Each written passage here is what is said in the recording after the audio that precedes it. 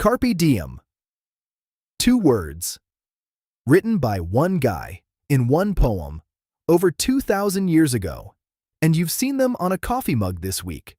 This is the story of Carpe Diem, where it came from, who wrote it, what it actually means, and why the world got it slightly wrong for about 500 years.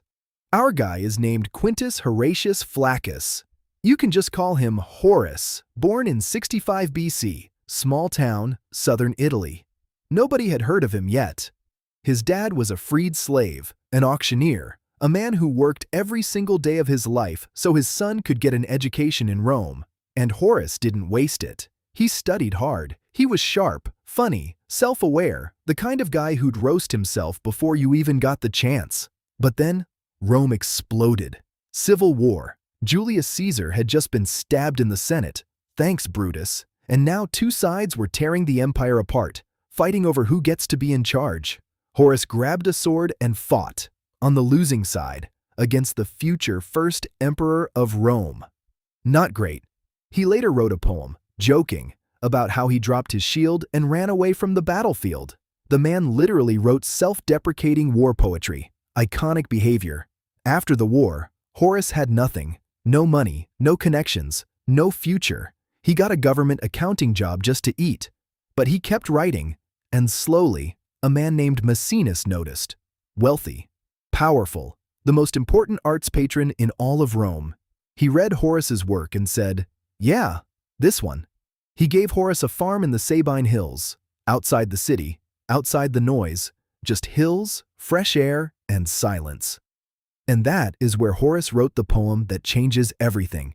23 BC. Horace publishes a collection of poems. He calls them the Odes.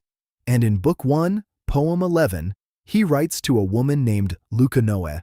Lucanoe has a problem. She keeps asking astrologers how long she has to live. She's obsessed with the future, counting her days, calculating her years. And Horace, sitting on his farm, wine in hand, completely relaxed, basically writes her a letter that says one thing: stop that. The poem ends with 6 words in Latin: Carpe diem quam minimum credula postero, which means, seize the day, trust as little as possible in tomorrow. 6 words. The world never recovered. Now here's the part most people miss. The word carpe, it doesn't mean seize like you're grabbing something violently. It's not that. It comes from harvesting, from the Latin word for plucking fruit. Horace was saying, today is ripe, right now. This exact moment. It is ready. Pick it, before it rots on the vine. Now here is the wild part. This poem had to survive 2,000 years just to reach you. For about 800 years, monks sat in cold, dark rooms, hand-copying Horace's works by candlelight. They weren't trying to spread philosophy. They weren't on a mission. They were just preserving Latin. But by accident, they kept Carpe Diem alive. Then the Renaissance arrived, and scholars cracked open the old scrolls and said, wait, who is this guy?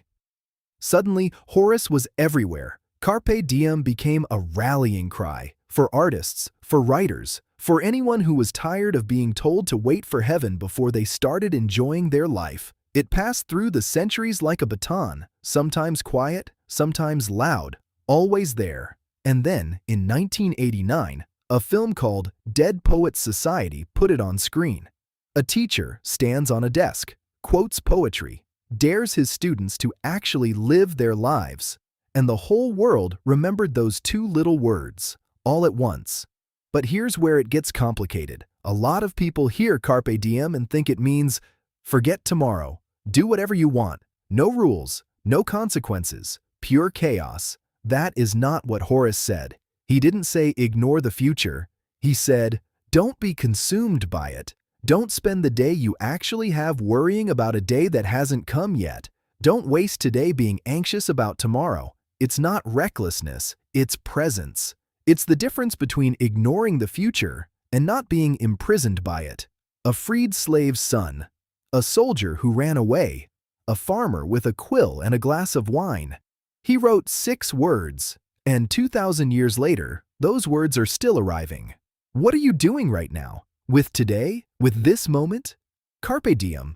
If you like this video, subscribe, because there are about 10,000 more phrases, ideas, and historical rabbit holes where this came from. See you next time.